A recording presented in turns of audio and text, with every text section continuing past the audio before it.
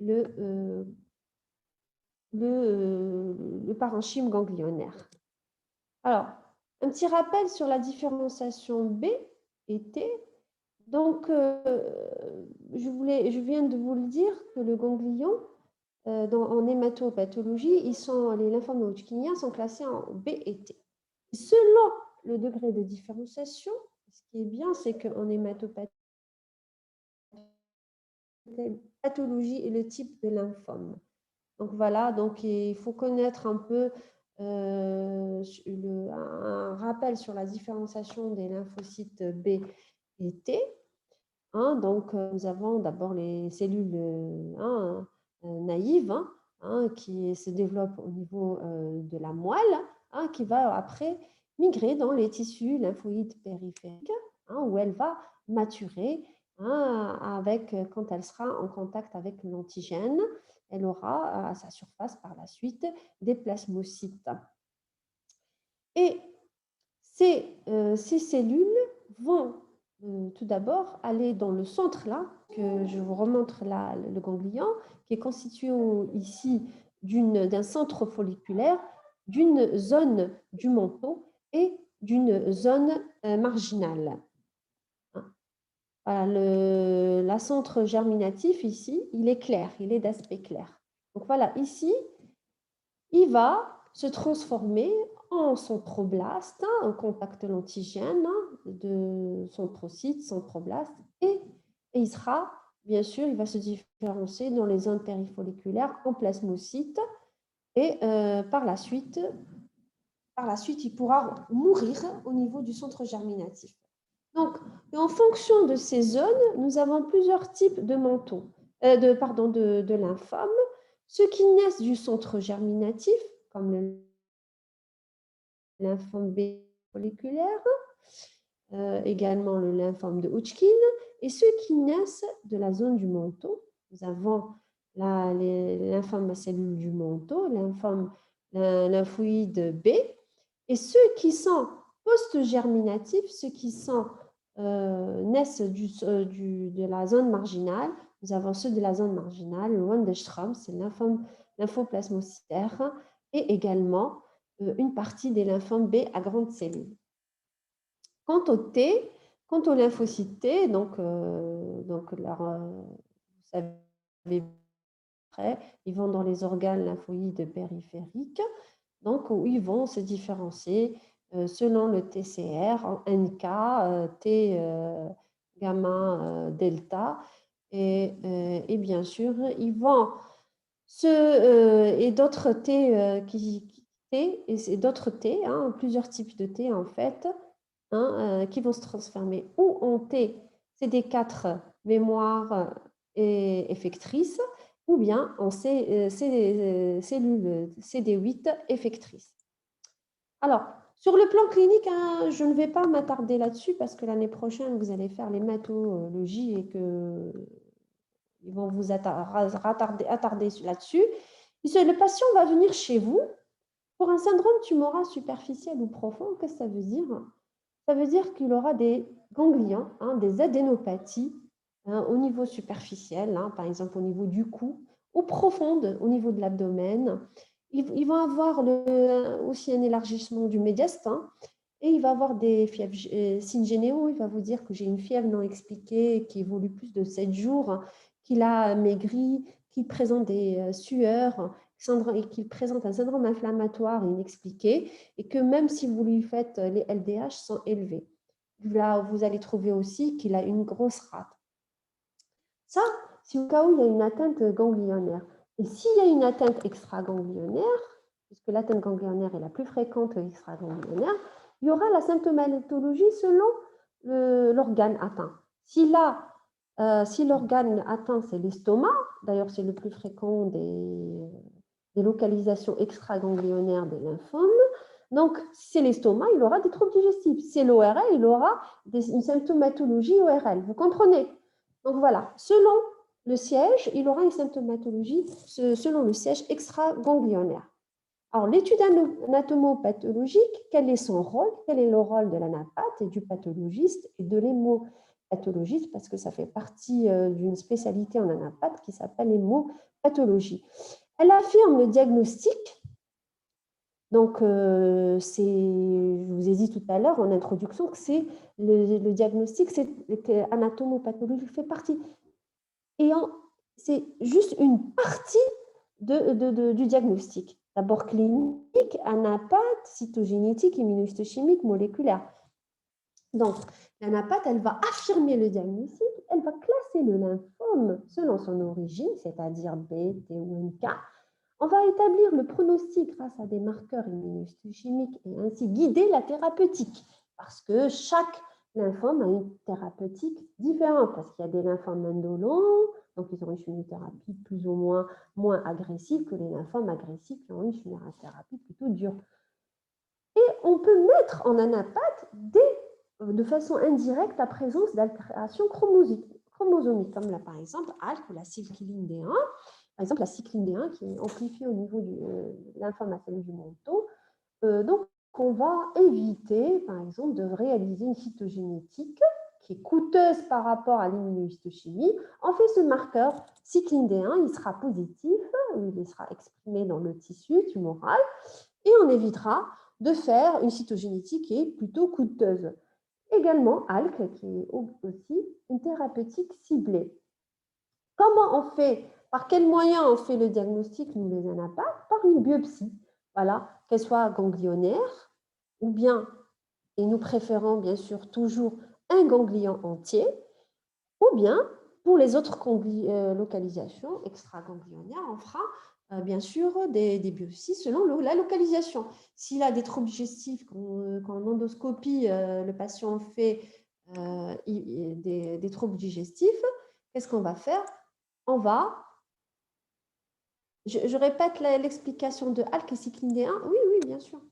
Donc, pour ALK et cycline D1, donc, on peut les mettre en évidence en immunohistochimie, en anapath. La cycline D1 est amplifiée pour le lymphome à cellules du manteau, qui dérive de la zone du manteau du ganglion. Il y a un oncogène spécifique, c'est la cycline D1. Donc, nous, qu'est-ce qu'on fait? On fait un marqueur anticorps. Et quand il est exprimé en immunohistochimie, ça signe le diagnostic du lymphome à cellules du manteau. Donc, ça, c'est... Alors que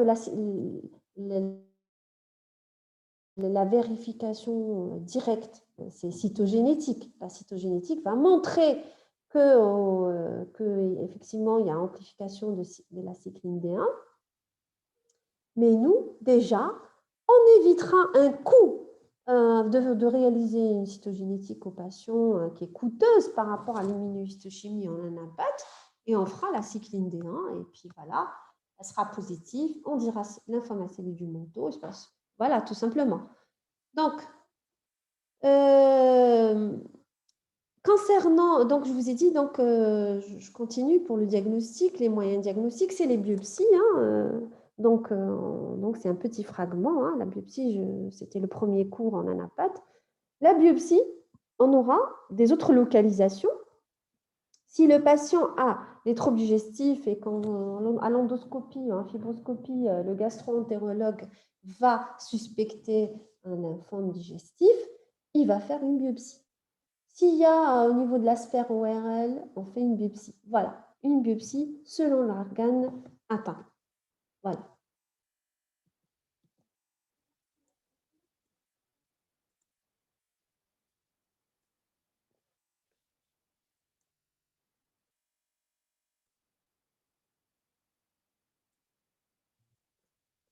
Alors, quelles sont la base de la classification? En fait, la classification qu'on utilise en anapath et en hématopathologie, c'est la classification, la dernière classification, c'est la classification de l'Organisation mondiale de la santé, OMS 2017. Donc, je l'ai déjà introduit. Donc, elle se base, elle définit des entités cliniques distinctes, qui ont un comportement clinique distinct, qui ont une anapath distincte par leur architecture, la cytologie et l'immunophénotype, c'est-à-dire BOT ou NK, et la cytogénétique et tout ça contre la partie normale. Donc, contre la partie normale, je vais vous montrer. Donc, voici le bouquin qu'on utilise chez nous. Voilà, c'est Who Classification of Tumors of Hematopoietic and Lymphoid Tissue. Donc, c'est ça notre Bible en anapath pour classer les lymphomes. Voilà. Alors, ce qui va nous intéresser, c'est la partie essentiellement anatomo-pathologique. Donc, sur le plan morphologique, donc, les lymphomes sont classés, leur diagnostic repose sur 2 critères fondamentaux pour nous. C'est d'abord l'architecture de la prolifération folliculaire, c'est-à-dire est-ce qu'elle ressemble au follicule. Donc, on a vu tout à l'heure un follicule, comment il est rond avec ce centre germinatif. Donc, c'est ou bien des nodules, ou bien elle est diffuse, c'est-à-dire que cette architecture folliculaire, on ne la voit plus, elle est détruite. Et sur les caractères cytologiques des cellules lymphomateuses, petites et grandes cellules.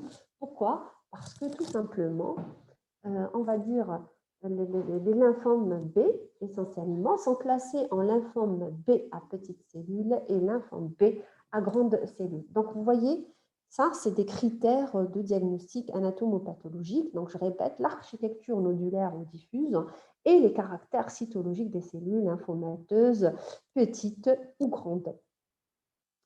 L'immunophénotype par la suite, donc on commence d'abord, premier, c'est la morphologie, on va dire architecture nodulaire ou diffuse, on va dire cellules petites ou grandes, ensuite on va aller à l'immunophénotype, donc qui est l'examen essentiel pour classer les lymphomes. Si on ne fait pas les anticorps, l'immunohistochimie, donc rappelez-vous, c'est des anticorps dirigés contre les antigènes. Donc, on va classer ces lymphomes développés à partir des précurseurs B, T ou NK. Les principaux marqueurs lymphoïdes B, c'est CD20, CD119A, PAC5. Ils ont toujours une globine de surface parce qu'ils expriment BCR, de type IgM. Et nous avons aussi l'expression CD10, 23 IgD. La IgD, elle marque la zone du manteau selon le stade de différenciation. Le CD138 qui marque les plasmocytes et les lymphomes à différenciation plasmocytaire. Quant au TNK, nous avons les marqueurs T que vous connaissez, 3, 2, 5, 7, le 4, le 8, ainsi que les marqueurs cytotoxiques, TIA1, granzyme B, perforine, les marqueurs folliculaires helper, TFH, et les lymphocytiques. Et il faut savoir juste que le lymphocyte TNK exprime le CD3 epsilon et le CD56. Je pense que vous avez déjà fait en immuno les marqueurs, la différenciation lymphocytaire. Alors, on utilise, hormis ces marqueurs basiques chez nous, qu'on a au CHU de Blida, donc nous avons également d'autres marqueurs, CD30. Tout à l'heure, je vous ai donné le cycline D1. Le sémique, CD30, il est également à visée diagnostique et thérapeutique. Donc, si on dit que ce lymphome exprime CD30, l'hématologiste derrière va rajouter une thérapie ciblée anti-CD30. Et il faut savoir que le CD20 aussi, dans les lymphomes B, c'est l'anticorps principal, déjà, pour dire B. Et en plus, il y a une thérapie ciblée, donc, qui est le rituximab, que utilisent les hématos pour pour donner le traitement aux patients. Voilà. La cytogénétique et biologie moléculaire, quelques exemples. Ici, lymphome folliculaire, il y a une translocation 14-18 et il y a un oncogène qui est exprimé, c'est en 80-90% BCL2. Et nous, en immunohistochimie, on le réalise. Si BCL2 est positif, on pourra faire le diagnostic de lymphome folliculaire. Le Berkit, là, le sémique n'est pas très utile en immunohistochimie, ça se fait surtout en cytogénétique. Et là, le lymphome à cellules du manteau, il y a une translocation 11-14 où, comme tout à l'heure, je vous l'ai expliqué, il y a cette expression de cette protéine au niveau tissulaire, la cycline D1 au BCL1, et ça va éviter de faire une étude cytogénétique. J'espère que maintenant c'est clair. Le lymphome du Malte, qui est un lymphome gastrique, translocation 11-18, et donc dans cette condition, on a cette amplification de API2 MLT. Et tout à l'heure, je vous ai introduit le ALK, qui est également une thérapie ciblée qui est exprimée dans les lymphomes à grandes cellules T. Voilà, donc on en impacte, on réalise le ALK, le BCL2, cycline D1, et CMI, quand on le fait, c'est pour aviser pronostic dans les lymphomes à grandes cellules essentiellement. Donc, le but en troisième année, ce n'est pas de connaître tous les lymphomes, bien sûr, c'est surtout de savoir que les lymphomes sont classés en B, T ou NK. Donc, les principales hémopathies lymphoïdes B, il y en a plus que ça. Hein.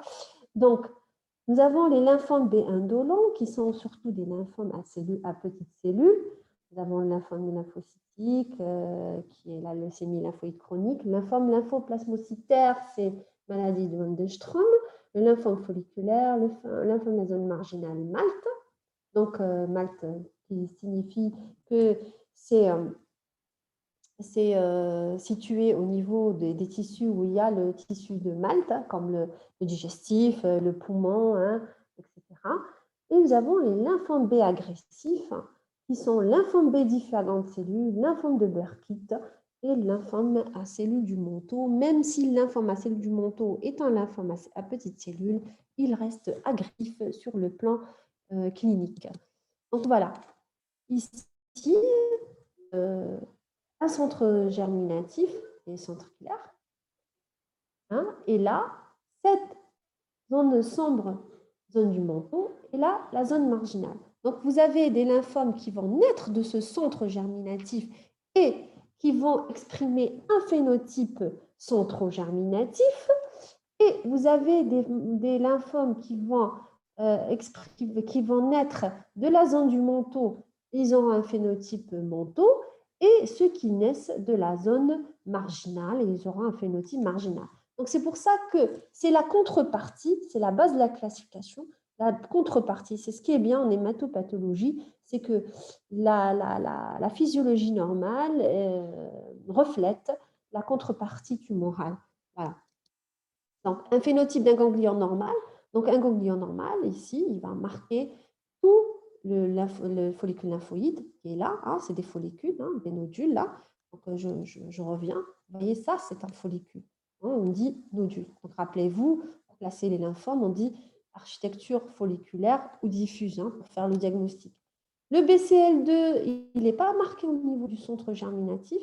Il n'est pas marqué. Et s'il est marqué, c'est que c'est un lymphome folliculaire. Et parce que le lymphome folliculaire naît du centre germinatif. Et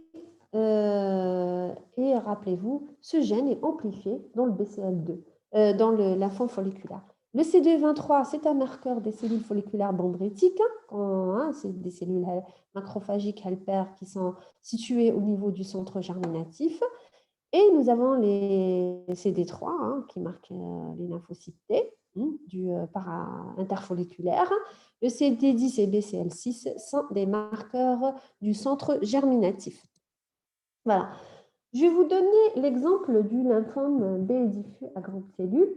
Quelques exemples, pas beaucoup pour vous à votre niveau. C'est le lymphome le plus fréquent en Algérie, malheureusement. C'est un lymphome agressif et il représente 30 à 40% de tous les lymphomes non-hodgkiniens. Et en Algérie, pratiquement, on a des statistiques au-delà des séries occidentales. Donc, voilà. Donc, lymphome à grande cellule. C'est quoi le lymphome à grande cellule? Voilà, on va voir. C'est des cellules qui sont de très, très grande taille, qui font la taille de 2 à 3 fois du lymphocyte. Et elles peuvent être soit des immunoblastes, comme ici, avec un seul noyau, ou bien Quand elles sont il y a plusieurs noyaux, on les appelle des centroblastes. Et là, on voit des figures de mitose. Donc déjà, sur le plan morphologique, comment je fais le diagnostic? Je dis qu'il y a une architecture diffuse, qu'il n'y a plus de follicules lymphoïdes normaux, que le ganglion est détruit et que la prolifération est faite de cellules de grande taille. Par la suite, qu'est-ce que je fais? Deuxième étape, je fais l'immunohistochimie. Hein? Et là, je remarque que ces cellules grande taille vont exprimer l'antigène ou l'anticorps CD20, donc c'est un B. Et là, maintenant, je vais le dire, bon, c'est un B grande cellule. Et que l'index de prolifération très élevé, donc c'est une tumeur agressive. Elle va exprimer le BCL2 ou pas, voilà. Donc du coup, je vais la classer en lymphome B à diffus à grande cellule. Et là, je rajouterai par la suite, je vous le dis comme ça, mais je ne l'ai pas mis sur le polycopier, c'est pour vous. Hein. Donc, je lui dis, après, on va nous rajouter d'autres anticorps pour dire est-ce que ce lymphome B à grande cellule est né du centre germinatif ou il est post-germinatif. Voilà. Parce que ceux qui sont nés du centre germinatif ont un meilleur pronostic que ceux qui sont nés qui sont post-germinatifs. Et ça va aider les matologistes à suivre son patient. Et elle va dire que ce patient, il a un phénotype de lymphome B diffus à grande cellule post-germinatif. Attention, il risque de rechuter, etc. Alors, si elle exprime le BCL2, donc c'est diffus. Non. Alors, pas du tout. Je n'ai pas dit ça. Rien du tout. Alors, la BCL2, il peut être ou pas être exprimé. Dans les lymphomes B à grande cellule, c'est un facteur de mauvais pronostic. Donc, nous, on doit le faire parce que le BCL2, c'est un facteur histopronostic, de mauvais pronostic. Donc, on doit le mettre pour que le clinicien, l'hématologiste, va bien suivre son patient. Voilà. Un autre exemple de lymphome agressif, c'est le lymphome de Burkitt, qui généralement naissent du centre germinatif. Et ils ont une morphologie également, comme ça, diffuse, avec des nappes, beaucoup de mitose et de cellules de grande taille. Et le phénotype, il est de type centre germinatif, c'est des 20 positifs, donc c'est un B. Il va exprimer BCL6 et des 10 des centres germinatifs, des marqueurs des centres germinatifs, donc c'est un centre germinatif. Et là, j'aurai besoin de la cytogénétique, c'est obligatoire. Hein. Nous, on ne l'a pas. Et là, je vais chercher cette amplification de sémique en cytogénétique par technique FISH et on signe le lymphome de Burkitt. Voilà. Pour les TNK, j'ai pu vous mettre les principales entités classifiées en OMS, parce qu'ils sont moins nombreux que les B. Donc voilà. Le plus fréquent, c'est le lymphome T à grande cellule, c'est qui exprime CD30. Donc le lymphome T à grande cellule, donc voilà, c'est une architecture, voilà, ici vaguement nodulaire, en nappe, de cellules de grande taille, qui n'expriment pas le CD20. Donc ce n'est pas un B, mais qui va exprimer de façon diffuse le CD3. Donc c'est un T. Et va exprimer le CD30. Le MA négatif va exprimer d'autres marqueurs comme le CD7, le CD2, le CD4, plus ou moins CD8. Donc, je sais que c'est un T. Il va même exprimer les marqueurs cytotoxiques TIA, granzyme B. Donc voilà, là, je vais classer en lymphome T à grande cellule. Et je vais rajouter ici l'ALK, la protéine ALK. Si elle est exprimée, on le classe en lymphome T à grande cellule ALK+, si elle n'est pas exprimée, ALK-. Et rappelez-vous, je vous ai dit, l'ALK, c'est pour la thérapie ciblée, pour avoir un traitement. Voilà. Ça, c'était pour la partie lymphome non hodgkinien. Est-ce que vous avez des questions, s'il vous plaît? Il n'y a que 28 participants, hein. Je note bien. Très bien. Je continue par le lymphome de Hodgkin. Alors, il faut savoir seulement qu'en Algérie, le lymphome de Hodgkin est le lymphome le plus fréquent de tous les lymphomes, hodgkiniens et non hodgkiniens. Voilà. C'est pratiquement, je ne sais pas comment vous expliquer ça, mais pratiquement tous les jours au service, on fait un diagnostic de lymphome de Hodgkin. Alors, dans la classification OMS des lymphomes, que je vous ai montré tout à l'heure, on distingue deux maladies complètement différentes qui sont regroupées dans l'entité lymphome de Hodgkin, qui sont d'aspect clinique et évolutif complètement différents, de morphologie immunophénotype des cellules tumorales différents et dans la composition de la réaction tissulaire. Donc, ils sont différents sur le plan clinique, anatomopathologique. Donc, c'est pour ça qu'ils sont distincts. Donc, nous avons le lymphome de Hodgkin à prédominance lymphocytaire nodulaire et le lymphome de Hodgkin classique. Donc, et c'est le lymphome de Hodgkin classique qui est le plus fréquent en Algérie, où il y en a 4 sous-types qu'on verra par la suite. Il faut savoir que le lymphome de Hodgkin parce qu'il a été décrit par un Britannique qui s'appelle Thomas Hodgkin en 1832. Le diagnostic de lymphome de Hodgkin est anatomopathologique. Comment?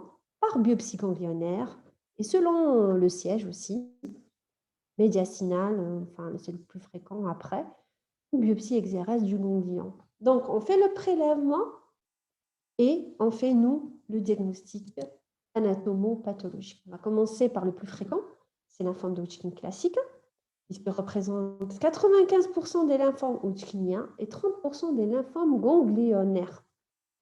Et c'est le lymphome le plus fréquent en Algérie. Il y a 2 types de pics, enfants, adolescents, adultes, jeunes, et puis après, il y a la 4e et 5e décennie. En Algérie, j'ai même vu des Hodgkin jusqu'à l'âge de 70 ans ou plus. Alors, il y a une question. Le diagnostic multidisciplinaire ou anatomique pour le Hodgkin?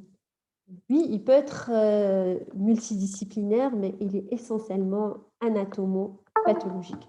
Pourquoi? Parce que les autres entités, les lymphomes non hodgkiniens, on a besoin de la cytogénétique, de la biologie moléculaire et du comportement clinique.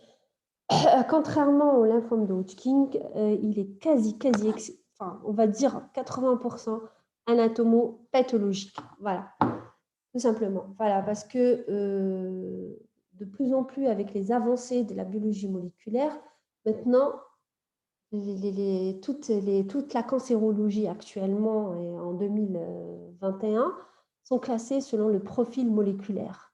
Et donc, de plus en plus, on a besoin de la biologie moléculaire. Voilà. Et c'est grâce à ça qu'il y a eu ces nouvelles entités. Oui. Merci. Très bien. Alors, son origine, il est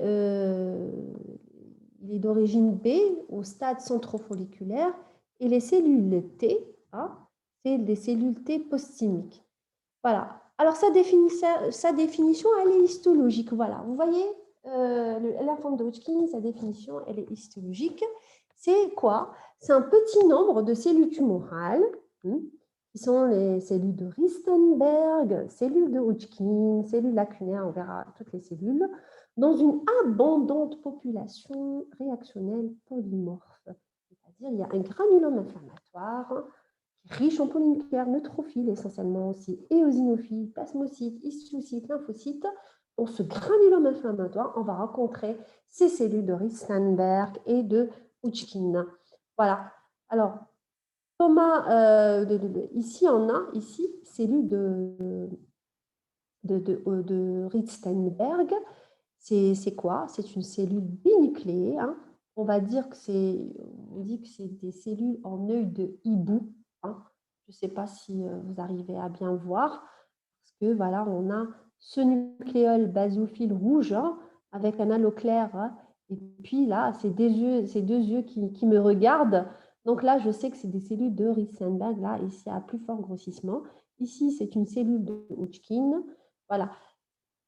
Voilà. Donc, la localisation des lymphomes de Hodgkin, 90%, elle est ganglionnaire.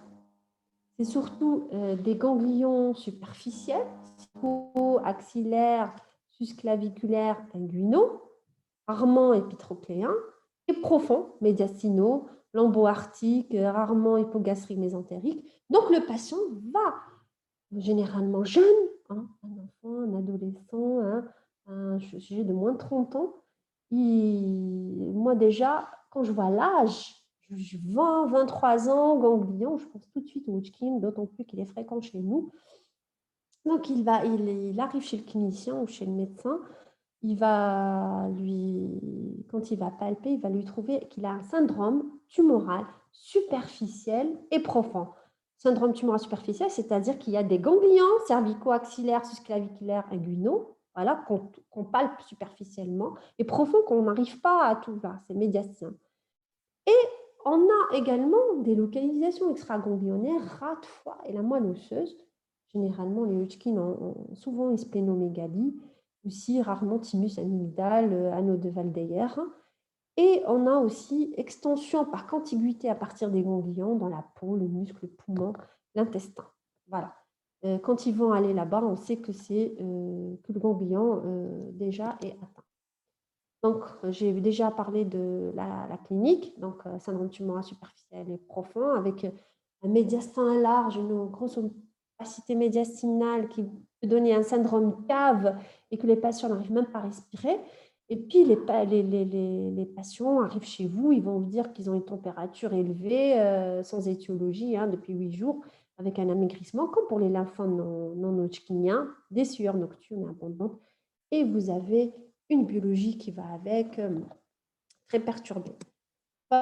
Ils sont classés, donc voilà, c'est l'objectif de ce cours aussi, c'est que vous sachiez les sous-types histologiques du lymphome de Hodgkin classique, qui est le lymphome le plus fréquent en Algérie. Donc, nous avons donc la classification OMS. Maintenant, je trouve un granulome inflammatoire, je trouve des cellules de Ristenberg et de Hodgkin et d'autres cellules tumorales. Après, je vais classer ce lymphome de Hodgkin en 4 sous-types selon la classification OMS 2017. Scléronodulaire, type cellularité mixte, type riche en lymphocytes, type déplétion lymphoïde. Alors, scléronodulaire. Normalement, déjà, vous pouvez sclérose, c'est la fibrose. Nodulaire, c'est-à-dire que c'est des nodules. Voilà. Donc, c'est le plus fréquent. Le plus fréquent sous-type en Algérie. Et voilà, c'est quoi? C'est une fibrose annulaire, donc une architecture annulaire. Donc, il y a une fibrose et on a ces cellules qui sont là. Le type acellularité mixte, c'est le deuxième le plus fréquent en Algérie.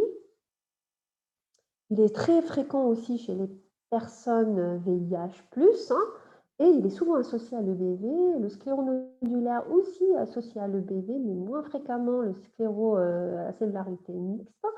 Les cellularités mixtes sont souvent diagnostiquées au stade 3 et 4. Il n'y a pas de fibrose. C'est pour ça quand il n'y a pas de fibrose, donc on peut se permettre de dire que c'est une cellularité mixte. Il n'y a pas d'architecture nodulaire, il n'y a pas de cellules lacunaires qui sont plus fréquentes dans le sous-type scléronodulaire. Le type riche en lymphocytes, comme le dit son sous-type, c'est-à-dire qu'il n'y a presque pas de polynucléaires neutrophiles et eosinophiles. Il y a surtout des prédominances de lymphocytes et des rares cellules de Ristenberg, mais il est moins fréquent, hein, 5% vraiment. Alors, celui de déplétion lymphoïde, ça veut dire, que signifie déplétion? Ça veut dire qu'il n'y a plus de lymphocytes. Dans un ganglion, il n'y a plus de lymphocytes. Et donc, il y aura tellement de cellules tumorales que ça va donner un aspect sarcomateux. Et ce sous-type également très, très fréquent chez les patients VIH. Donc, on a beaucoup de cellules tumorales. Donc, c'est une forme très diffuse du lymphome de Hodgkin classique. Alors, sur le plan macroscopique, là, on prend un ganglion. Ça, c'est un gros ganglion, hein, cervical, avec une capsule très épaisse. hein, et on voit ici, on voit déjà de la fibrose. Hein, vous voyez, cette fibrose qui délimite ces nodules. Voyons, voilà. C'est délimite ces nodules. Donc voilà. Et généralement, le patient va subir d'abord une cytoponction. Une cytoponction, hein, qui est un diagnostic, rappelez-vous, la cytologie, un diagnostic seulement d'orientation et non pas de diagnostic définitif qui est établi en histologie. Et là, on voit déjà cette cellule de Ristenberg, hein, ce œil de hibou. Et puis par la suite, en histologie, on voit ce granulome inflammatoire. Là, vous avez les polypierres isoniophiles avec ces cytoplasmes riches en granules éosinophiles. Et on a cette cellule de Ristenberg, hein, là, ici également, qui est en train de nous dire coucou. Voilà. Ici, un sous-type scléronodulaire, donc vous voyez une fibrose, hein, voilà. Ici, une cellule de Hodgkin. Une cellule de Hodgkin, c'est quoi? C'est en fait, si on prend une cellule de Ristenberg qui est binucléée, donc quand on la divise en deux, donc il reste un. Et là, les cellules lacunaires, voilà, les cellules lacunaires, c'est des cellules qui ont un cytoplasme clair, hein, qui ont un cytoplasme clair. Rappelez-vous, elles sont plus abondantes, elles sont plus abondamment retrouvées dans le sous-type scléronodulaire. Voilà, le type scléronodulaire. Donc voilà, cette fibrose, hein, qui délimite des nodules. Et dans ces nodules, il y a ce granulome inflammatoire et des cellules de Ristenberg. Le sous-type cellularité mixte, donc on a ce fond très très inflammatoire, et on a ici des cellules, ici de Hodgkin, ici de Ristenberg. Voilà, le scléronodulaire, cellularité mixte, le riche en lymphocytes, ici riche en lymphocytes, il y a essentiellement que des lymphocytes et pratiquement pas de éosinophiles et neutrophiles. Ici, déplaçant lymphoïde, pratiquement il n'y a plus de lymphocytes, on n'a que des cellules tumorales et ça donne un aspect très sarcomateux. Et ça, rappelez-vous, se passe essentiellement chez le VIH. Pour les ménophénotypes, ces cellules vont exprimer deux marqueurs principaux. Essentiellement, pratiquement, pratiquement 100%, c'est le CD30. CD15 dans 85%. Elles sont CD45-, ALK-, et elles sont CD20, rappelez-vous quand même, son origine, c'est lymphome B centrofolliculaire, mais il n'est pas tout le temps exprimé. Voilà. Et dans 50%, on a la protéine de latence LMP1 de l'EBV qui est exprimée. Donc nous, on la recherche systématiquement parce que quand même, c'est un marqueur de mauvais pronostic. Et quand il est le BV exprimé chez l'enfant, c'est un facteur de bon pronostic. Quand il est exprimé chez un adulte, pas adulte jeune, c'est un sujet plus âgé, c'est un sujet de un mauvais pronostic. Donc lymphome de Hodgkin classique est souvent associé à lymphome de Hodgkin dans pratiquement 50%. Et surtout, je vous ai dit, c'est le type cellularité mixte. Hein. Ensuite, le scléronodulaire, le riche en lymphocytes, 0 à 10%. Hein. Et voilà. Et dans les pays en voie de développement, pratiquement 100%. Et dans les VIH, il y a 100%. Donc voilà le mini-marquage, comment ça donne, hein, cellule Ristenberg et cellule de Hodgkin. Cette présence CD30 qui est cytoplasmique avec un renforcement golgien, ici de CD15. Voilà. Ça, c'était pour le lymphome de Hodgkin classique qui est très fréquent. Maintenant, le lymphome de Hodgkin à prédominance lymphocytaire nodulaire, qui est le deuxième sous-type de lymphome de Hodgkin, représente 5%. Il est rare, extrêmement rare. C'est ce qu'on appelle le paragranulome nodulaire hodgkinien de Popema et Lenert. On l'appelait comme ça. Jusqu'à maintenant, il y en a beaucoup qui l'appellent toujours un Popema. Parce qu'il a été décrit par M. Popema et Lenert, qui sont des anatomopathologistes américains. Alors, c'est quoi? Lui, c'est une néoplasie, c'est un lymphome B indolent. Voilà. Le monoclonal, c'est une néoplasie monoclonale B, d'architecture nodulaire ou nodulaire diffuse.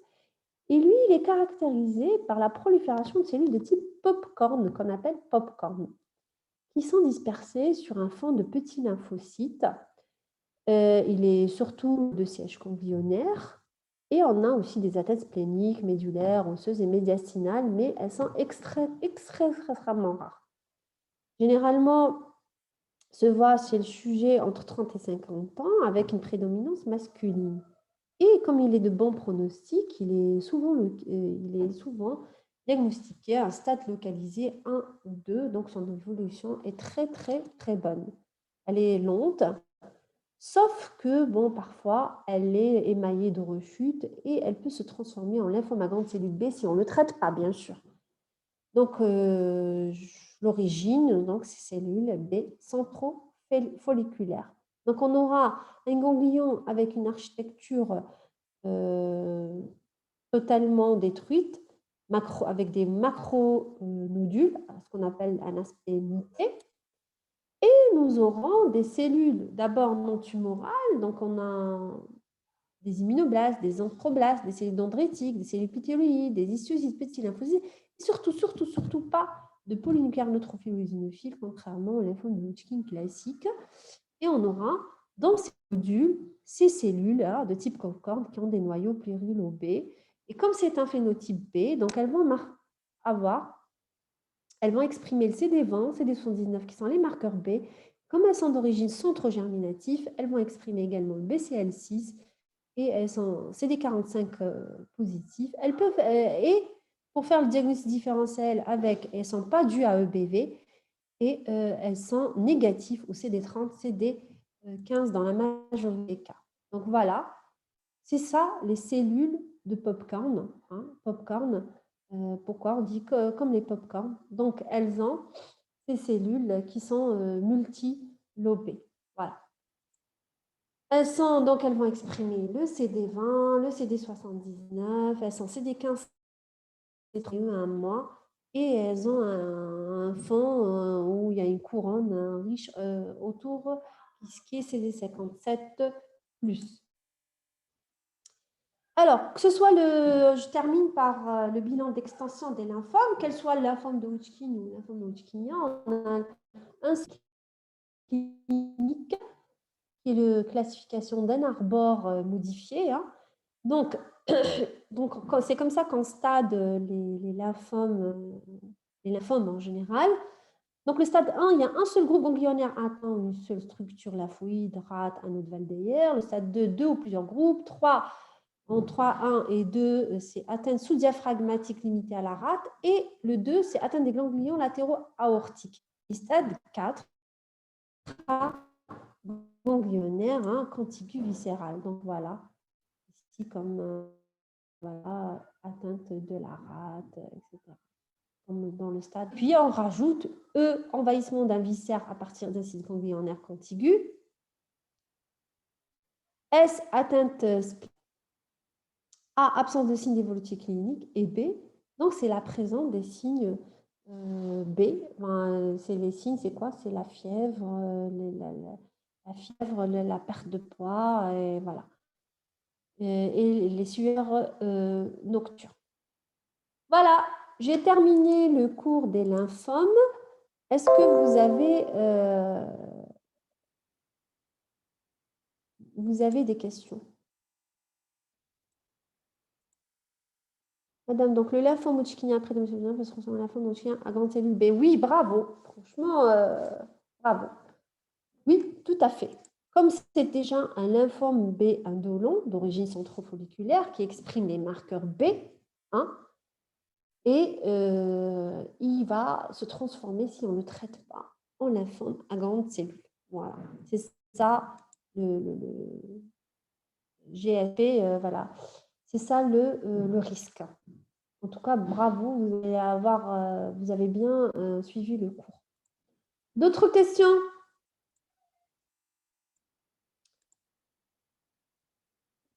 Alors, si vous n'avez pas d'autres questions, je vais arrêter le cours.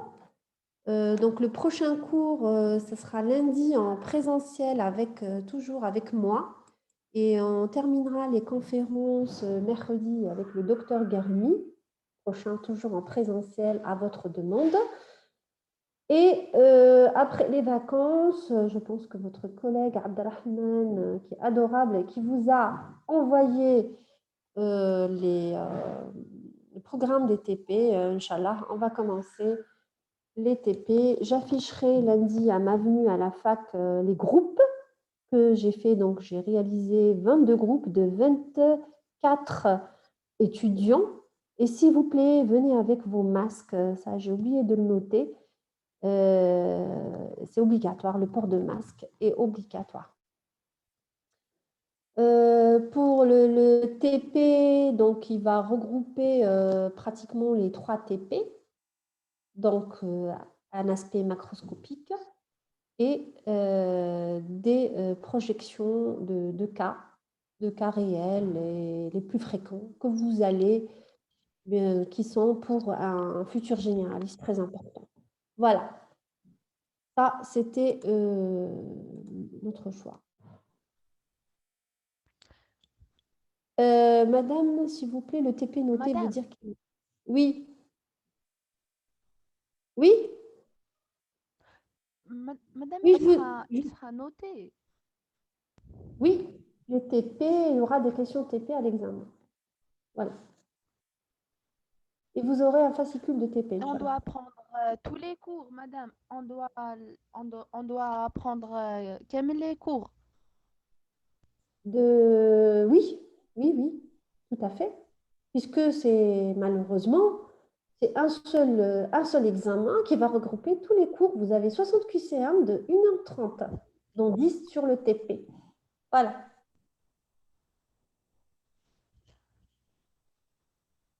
Parce Vous êtes que c'est un obligé peu d'apprendre tous les chargé. cours. On vient Pardon? parce que les cours c'est trop parce que les cours c'est trop détaillé. Qui qu'on a le cardio, on n'avait pas le temps à apprendre la napate, donc Mademoiselle, on est un peu comme moi, ça ne me regarde pas du tout. Franchement, que vous n'ayez pas. L'anapathe, c'est très, très important, vous voyez. C'est plus important, vous le verrez avec le temps. Vous irez en quatrième année, vous rencontrerez l'anapathe. En cinquième année, l'anapathe. La sixième année, l'anapathe. En internat, vous verrez l'anapathe. Vous serez résident, vous tournerez en anapathe. Donc, vous voyez, donc, ça ne me regarde pas que vous ayez beaucoup de cours de cardiologie que vous allez refaire l'année prochaine, Inch'Allah, en cardiologie, je ne sais pas, avec la refonte. Mais là, ça ne me regarde pas du tout. Moi, le plus important pour moi, c'est que les cours se sont déroulés, que j'ai réussi à vous faire des TP et qui seront de très bonne qualité et que ce sera une première à l'université de Blida, à la faculté de médecine de Blida, et que vous me dites que c'est trop, franchement, mademoiselle, alors là, vraiment, ça me dépasse. Voilà, ça me dépasse. Franchement, ça me dépasse.